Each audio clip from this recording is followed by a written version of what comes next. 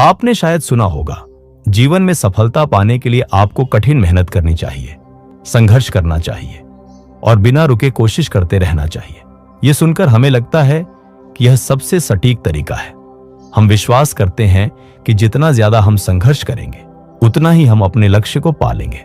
लेकिन क्या अगर यही सिद्धांत पूरी तरह से गलत हो? क्या होगा अगर मैं आपको बताऊं कि जितना हम किसी चीज के लिए ज्यादा जोर लगाते हैं वह उतनी ही हमसे और दूर चली जाती है? क्या आपने कभी सोचा है कि जब हम किसी चीज को बहुत ज्यादा पाने की कोशिश करते हैं, जैसे कि खुशी, प्यार, सफलता या शांति, तो वह हमें और दूर क्यों जाती है? क्यों जब हम अपने जीवन में संतोष और शांति की तलाश करते हैं तो अंदर की बेचैनी और बढ़ जाती है? क्यों जब हम किसी लक्ष्य को हासिल करने के लिए लगातार दौड़ते रहते हैं तो वह हमें कभी पूरी तरह से नहीं मिलता? यह कोई संयोग नहीं है, बल्कि यह एक गहरी और प्राचीन सच्चाई है जिसे द बैकवर्ड लॉ कहते हैं। यह सिद्धांत हमें बताता है कि सच्ची सफलता, शांति और संतुष्टि का राज कभी भी जोर लगाने में नहीं, बल्कि छोड़ने में है। जितना हम किसी चीज को जबरदस्ती पकड़ने की कोशिश करते हैं वह उतनी ही हमारे हाथों से फिसलती जाती है। आप यह सोच सकते हैं कि क्या सच में?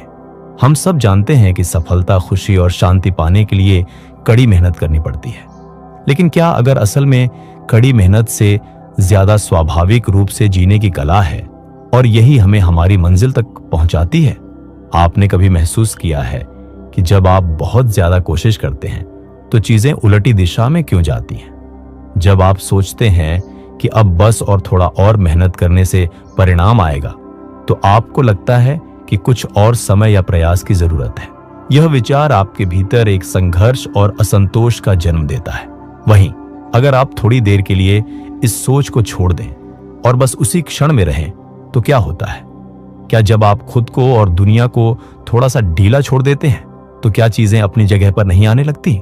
यह वही सिद्धांत है जिसे प्राचीन समय के महान संतों और दार्शनिकों ने समझा था और जिसे आधुनिक विज्ञान भी मान्यता दे रहा है। द बैकवर्ड लॉ यह कहता है कि जब हम अपनी इच्छाओं से बहुत ज्यादा चिपक जाते हैं तो हम जो चाहते हैं वह हमारे पास नहीं आता। असल में हम उस दिशा में जा रहे होते हैं जो हमें और अधिक तनाव और असंतोष देती है। आज हम इस सिद्धांत की परतें खोलने जा रहे हैं। हम देखेंगे कि कैसे छोड़ने का तरीका असल में हमें जीवन में अधिक शांति, संतोष और सफलता दिला सकता है। भाग 1, पीछा नहीं, स्वीकार करना सीखिए। कल्पना कीजिए आपके हाथ में पानी है। अगर आप अपनी मुट्ठी कसकर उसे पकड़ने की कोशिश करें तो वह उंगलियों के बीच से फिसल जाएगा। लेकिन यदि आप अपनी हथेली को खुला छोड़ दें तो वह पानी सहज रूप से थमा रहेगा। यही सिद्धांत हमारे जीवन पर भी लागू होता है। जब हम खुशी, प्यार, सफलता या शांति को पकड़ने की कोशिश करते हैं, जब हम उन्हें जबरदस्ती खींचने का प्रयास करते हैं तो वो चीजें और अधिक दूर होती चली जाती हैं। ये केवल दर्शन नहीं है बल्कि प्रकृति का नियम है जिसे प्राचीन परंपराओं ने सदियों पहले समझ लिया था। ताओवाद में इसे कहा गया है वु वेई, यानी ऐसा कर्म जो बिन प्रयास के फलित हो। एक चित्रकार हेनरी की कहानी लीजिए। वो वर्षों तक अपने चित्रों को मशहूर करने के लिए संघर्ष करता रहा। प्रदर्शनियों में गया, सोशल मीडिया पर प्रचार किया, लेकिन मान्यता नहीं मिली। एक दिन थक हार कर उसने चित्र बनाना सिर्फ अपने आनंद के लिए शुरू कर दिया, बिना किसी अपेक्षा के। और कुछ ही महीनों में उसकी कला लोगों के दिलों तक पहुंच गई। जब उसने छोड़ा तभी सब कुछ आया।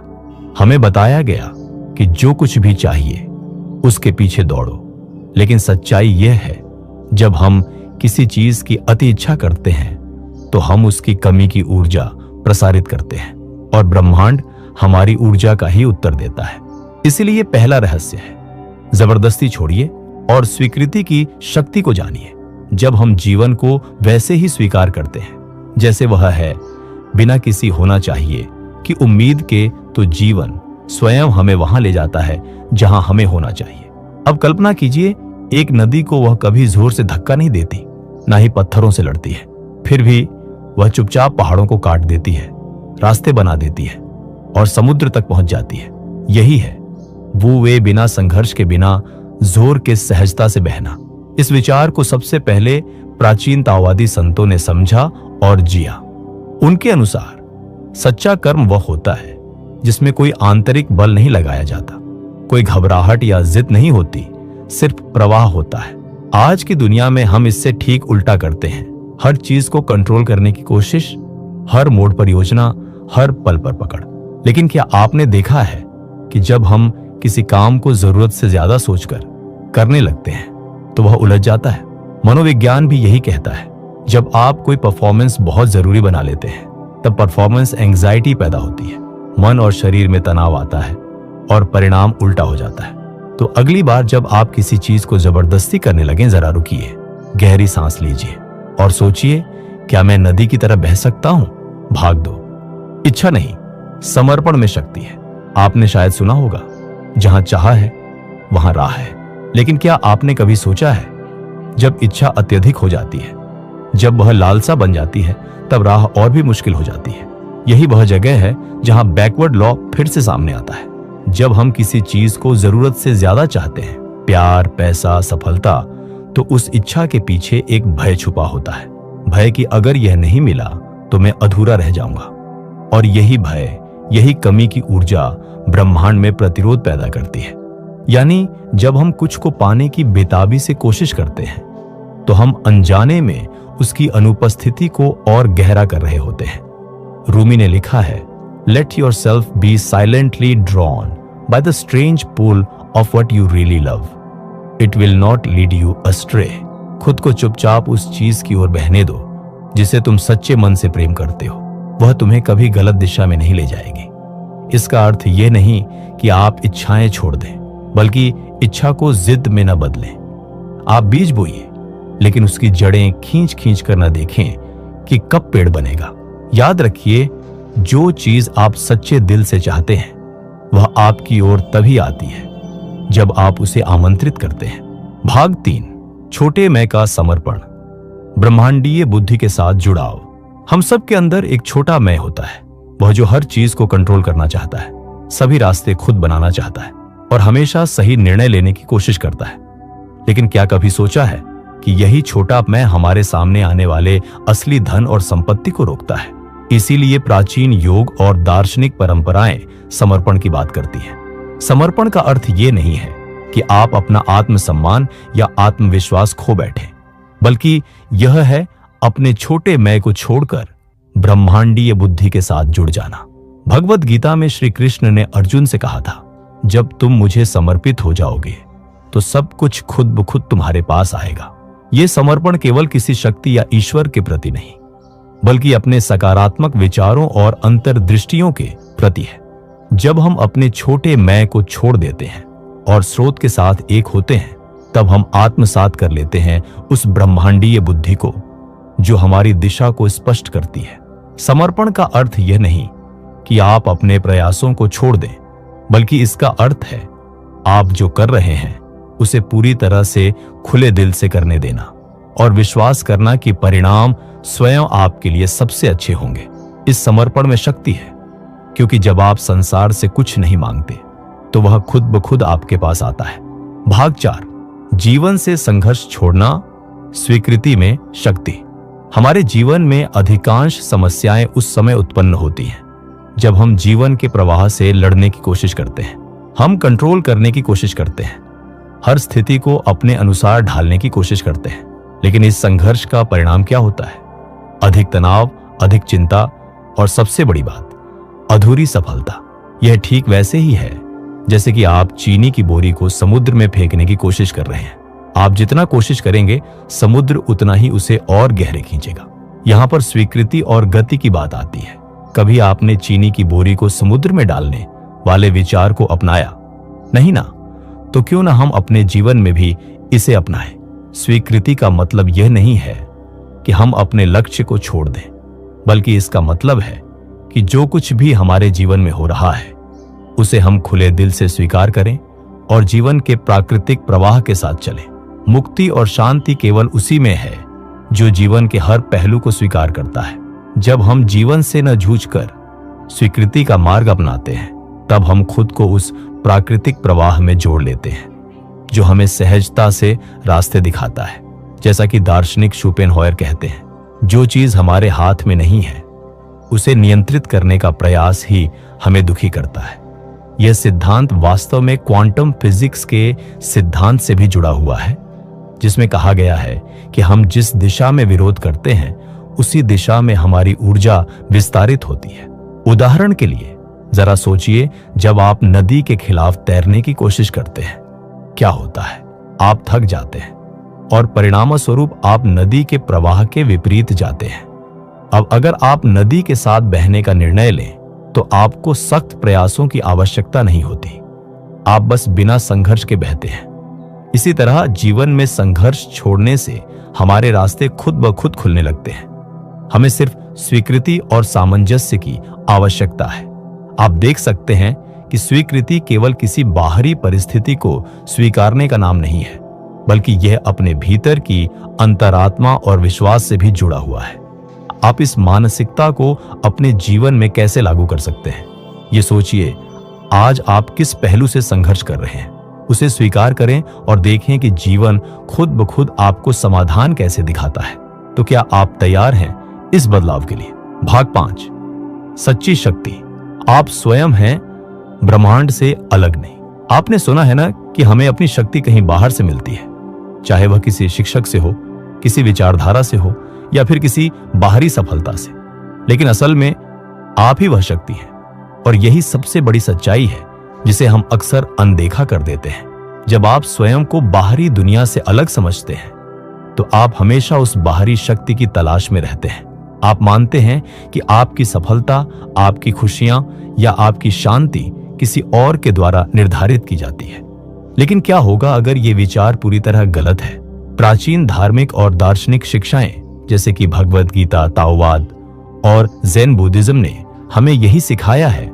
आप ही ब्रह्मांड की शक्ति का स्रोत है। जो आप चाहते हैं वह बाहर नहीं है, वह आपके भीतर है। जब आप अपनी सच्ची शक्ति को पहचानते हैं तो आप अपने जीवन के हर पहलू को बदल सकते हैं। उदाहरण के तौर पर मान लीजिए कि आप एक कलाकार हैं और आपको अपनी कला में सुधार लाना है। आप जितना अधिक बाहरी तकनीकों और सीखने के तरीकों पर जोर देंगे, उतना ही आप अपनी कला से दूर होंगे। लेकिन जब आप खुद को स्वयं देखेंगे, अपनी भीतर की शक्ति और सृजनात्मकता पर विश्वास करेंगे, तो आपकी कला स्वाभाविक रूप से सुंदर और प्रभावशाली बन जाएगी। यह उदाहरण सिर्फ कला तक ही सीमित नहीं है, बल्कि यह हर क्षेत्र में लागू होता है, चाहे वह व्यवसाय हो, रिश्ते हों या स्वास्थ्य। जब आप अपने भीतर के स्रोत से जुड़ते हैं तो जीवन स्वयं ही आपके लिए रास्ते खोलता है। सच्ची शक्ति वही है जो भीतर से आती है, न कि बाहरी परिस्थितियों से। क्योंकि जब आप खुद से सच्चे होते हैं तो ब्रह्मांड की ताकत भी आपको समर्थन देती है। आपने कभी महसूस किया है कि जब आप बिना किसी प्रयास के कुछ करते हैं तो वह सफल होता है? आप स्वयं ब्रह्मांड हैं। यह विचार शांति और संतुलन लाता है। ब्रह्मांड कभी विरोध नहीं करता, वह हमेशा आपके साथ है। यदि आप उसके प्रवाह में चले तो यह स्वीकृति और संपूर्णता का एक अनुभव है। आप जितना अधिक स्वयं को जानेंगे, उतना अधिक आप अपनी वास्तविक शक्ति को महसूस करेंगे। आखिरकार आप जो खोज रहे हैं वही आप हैं। जब आप यह समझते हैं तो जीवन की प्रत्येक चुनौती एक अवसर बन जाती है। आपके भीतर एक असीम शक्ति है जो केवल आपके स्वयं के विश्वास और आत्मज्ञान से ही जागृत हो सकती है। दुनिया आपके भीतर शुरू होती है और आपके भीतर ही समाप्त होती है। यह समझकर क्या आप अब अपने जीवन के नियंत्रण को छोड़ने के बजाय स्वयं के स्रोत में शक्ति पाना चाहेंगे? यह सोचने के लिए कुछ समय लें और हमें बताएं, क्या आप अपने भीतर की शक्ति को पहचानने के लिए तैयार हैं? कमेंट में लिखें, मैं हूं वह शक्ति। भाग 6, सच्ची शांति और आध्यात्मिक संतुलन कैसे पाए? आध्यात्मिक संतुलन और शांति को पाने के लिए सबसे पहली और महत्वपूर्ण बात यह समझनी होती है कि यह बाहरी दुनिया से नहीं, बल्कि हमारे भीतर से उत्पन्न होती है।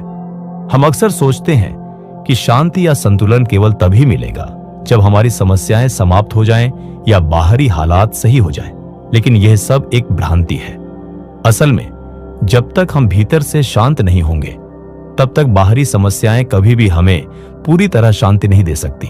कई प्राचीन शिक्षाएं यह बताती हैं कि शांति और संतुलन प्राप्त करने का सबसे शक्तिशाली तरीका है स्वीकृति और मुझे जैसे हैं वैसे ही स्वीकारना। जब हम जीवन के उतार चढ़ाव को सहज रूप से स्वीकारते हैं तो हम उनकी ऊर्जा का सामना करते हुए उन्हें पार कर सकते हैं। यह वही सिद्धांत है जिसे बुद्ध और जीसस क्राइस्ट ने अपनी शिक्षाओं में बार बार बताया। जो है, जैसा है, उसे ऐसे ही स्वीकार करो। अब आपको यह जानकर हैरानी हो सकती है कि स्वीकृति का मतलब यह नहीं है कि हम अपनी समस्याओं को देखकर उन्हें खामोश बैठकर देख लें। स्वीकृति का मतलब है हमारे अंदर जो कुछ भी है उसे पहचानना, उसे महसूस करना और उसके बाद उसे बदलने या सुधारने के बजाय उसे बस बिना किसी प्रतिरोध के स्वीकार करना। एक उदाहरण लें। मान लीजिए आप बहुत व्यस्त हैं और तनाव महसूस कर रहे हैं। साधारणतः हम इस स्थिति से भागने की कोशिश करते हैं। हो सकता है हम आराम के लिए छुट्टी की योजना बनाएं या फिर काम को और अधिक कड़ी मेहनत से करने की सोचें।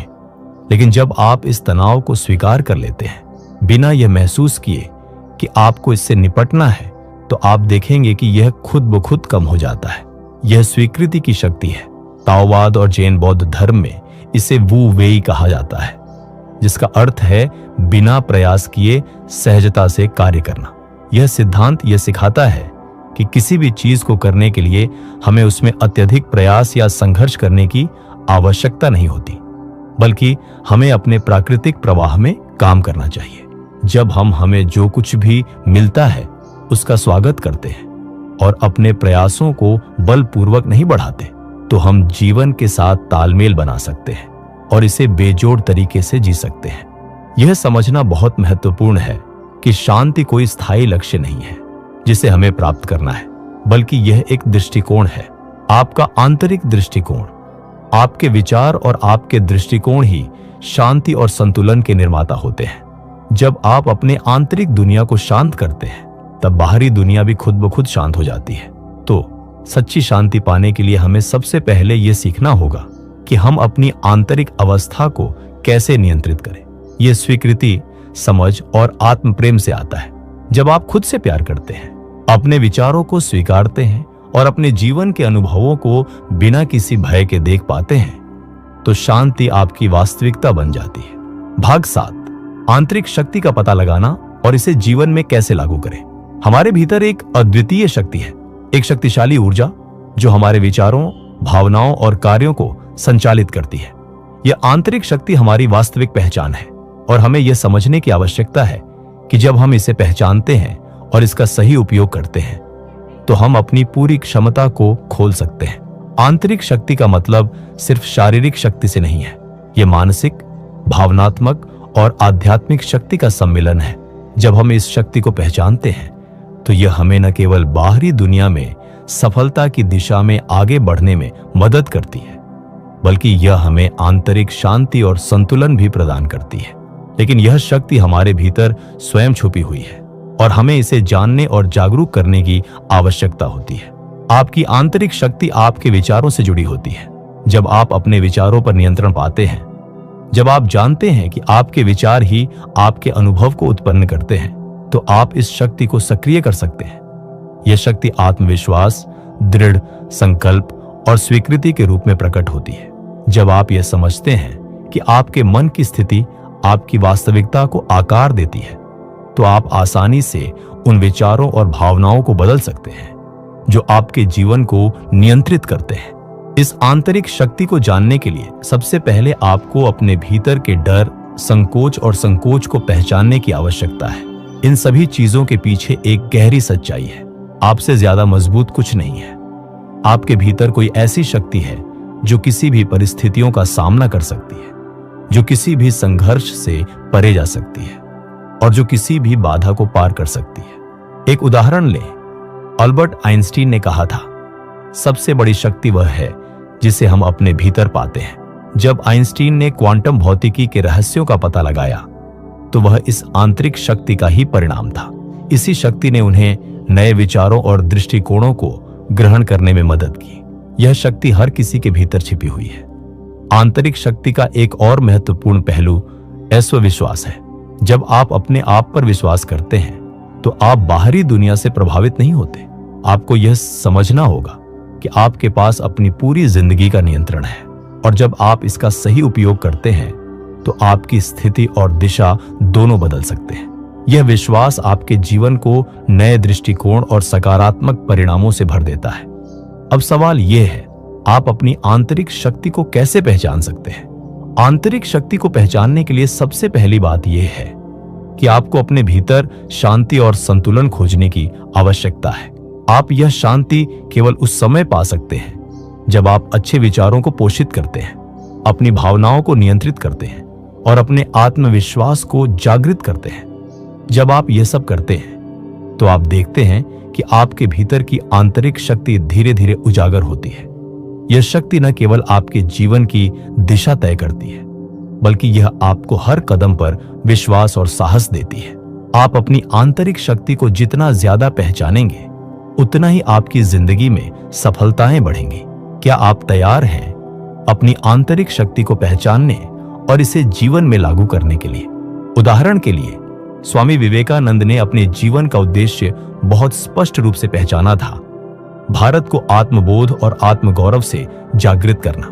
वे केवल साधना में लीन योगी नहीं थे, बल्कि एक ऐसे विचारक थे जिन्होंने भारत की युवा शक्ति को जगाने का संकल्प लिया।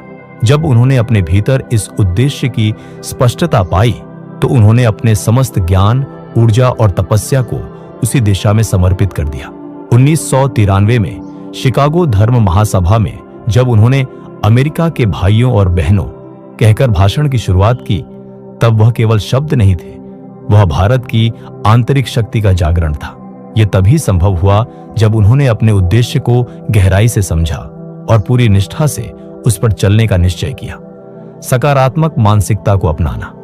आंतरिक शक्ति को सही दिशा में लगाने के लिए आपको सकारात्मक मानसिकता को अपनाना होगा। इसका मतलब है कि हर चुनौती में सकारात्मक पहलू देखना और यह समझना कि हर विफलता एक सीख होती है। जब आप अपनी मानसिकता को सकारात्मक बनाए रखते हैं, तो आपकी आंतरिक शक्ति हर मुश्किल परिस्थिति में आपको सही समाधान और सही रास्ता दिखाती है। सुसंगत कार्यवाही। आंतरिक शक्ति को सिर्फ सोचने या मन में रखने से सफलता नहीं मिलती। इसे कड़ी मेहनत और सुसंगत क्रियाओं के माध्यम से क्रियान्वित करना जरूरी है। जब आप अपने उद्देश्य के प्रति प्रतिबद्ध रहते हैं और उसे पाने के लिए निरंतर कदम उठाते हैं, तो आंतरिक शक्ति आपकी मदद करती है। आंतरिक शक्ति को सही दिशा में प्रयोग करने का मतलब यह नहीं है कि परिणाम तुरंत मिलेंगे। आपको यह समझने की जरूरत है कि सफलता समय लेती है और इसे प्राप्त करने के लिए आपको विश्वास रखना होता है। आध्यात्मिक संतुलन। आंतरिक शक्ति का सही उपयोग सिर्फ भौतिक सफलता तक सीमित नहीं होना चाहिए, इसे आध्यात्मिक संतुलन की दिशा में भी प्रयोग करना चाहिए। जब हम आध्यात्मिक संतुलन को समझते हैं, तो हम जीवन के प्रत्येक पहलू को पूरी तरह से समझ सकते हैं और आंतरिक शांति का अनुभव कर सकते हैं। भगवद गीता में भगवान श्री कृष्ण ने अर्जुन को यही बताया था कि जो ध्यान और संतुलन से कार्य करता है, वही जीवन में सही दिशा में आगे बढ़ता है। यही वो शक्ति है जो जीवन में आंतरिक और बाहरी दोनों तरह की सफलता लाती है। जब आप अपनी आंतरिक शक्ति को सही दिशा में लगाते हैं, तो न सिर्फ सफलता आपके कदम चूमती है, बल्कि एक गहरी आंतरिक शांति और संतोष भी जीवन का हिस्सा बन जाते हैं। सच्ची सफलता वही है जो बाहर नहीं, भीतर संतुलन लाती है, और उस संतुलन का स्रोत है आपकी अपनी ऊर्जा, जिसे अगर सही दिशा मिल जाए तो आप किसी भी कठिनाई को पार कर सकते हैं। आपके भीतर जो शक्ति है वह सीमित नहीं, असीमित है। उसे पहचानिए, सम्मान दीजिए और सही दिशा में लगाइए। और अगर यह विचार आपके दिल को छू गया हो, तो इस वीडियो को सिर्फ अपने लिए मत रखिए, इसे अपने परिवार के उन सदस्यों को जरूर भेजिए जिन्हें इसकी सबसे ज्यादा जरूरत है, क्योंकि यह सिर्फ एक YouTube चैनल नहीं है, यह एक साधना है। हर वीडियो एक दीपक की तरह है जो आपके भीतर की राहों को रोशन करता है, और जब आप इसे अपने परिवार या दोस्तों के साथ साझा करते हैं, तो आप न सिर्फ ज्ञान बांटते हैं, बल्कि किसी के जीवन की दिशा भी बदल सकते हैं।